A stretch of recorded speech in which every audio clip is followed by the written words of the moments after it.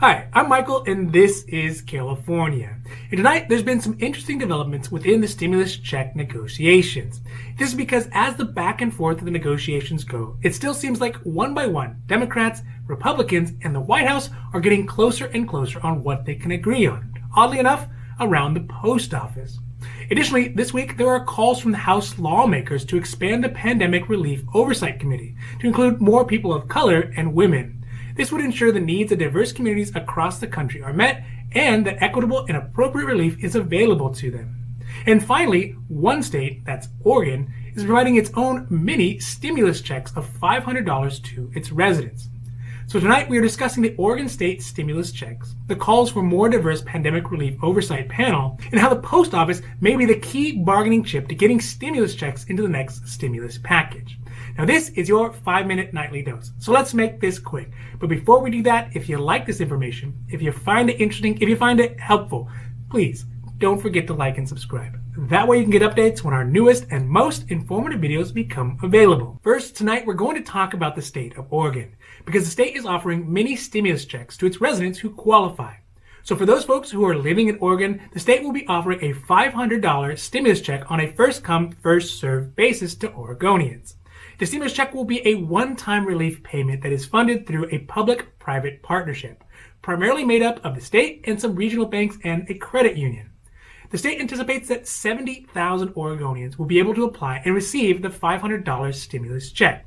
They're using $35 million that they had already received from pandemic relief funding they had gotten earlier from the federal pandemic relief programs. So for those of you watching who live in Oregon and you think you might be eligible, I'll put a link to the application website down below so you can get more information.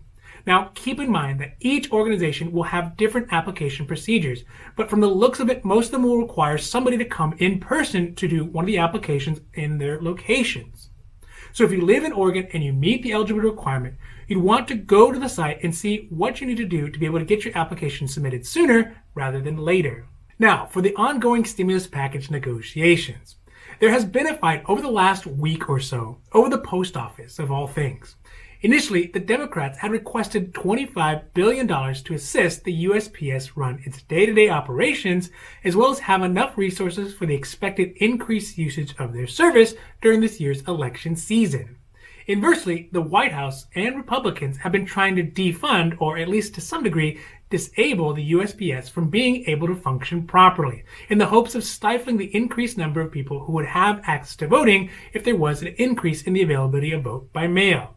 Last week, this led both parties and the White House to walk away from the negotiation table. But on Wednesday, a White House spokesperson confirmed that the president would be willing to look at funding the full $25 billion to the USPS if Democrats would include stimulus checks and small business aid in their separate USPS legislation that they're planning to pass this weekend in the House.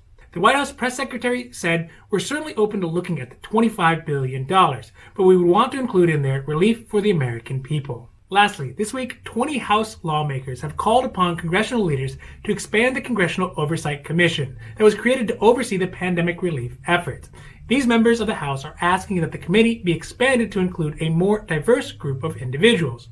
Their hope is that by including individuals who come from communities of color and are women, it will widen the scope of the relief to be more inclusive of these communities, as well as bring the perspective of these communities into the relief efforts. Currently, the 5-member group includes Senator Pat Toomey from Pennsylvania, Congresswoman Donna Shalala from Florida, Congressman French Hill from Arkansas, and an attorney. In their letters, the members of the House expressed their concern that there is only one woman and no member of the Black, Latino, Native American, or Pacific Islander communities on this committee, essentially leaving out representation from some of the communities hit hardest by the pandemic. So in some ways, I think this is all good news. Oregon is doing the right thing to try to help their residents when the federal stalemate is preventing any assistance from getting into the hands of the people. Also, it's a positive sign when Congress and the White House are starting to agree on something rather than disagree, even if it's around the post office. But in this negotiation, I think that Democrats will lose more than either the White House or the GOP.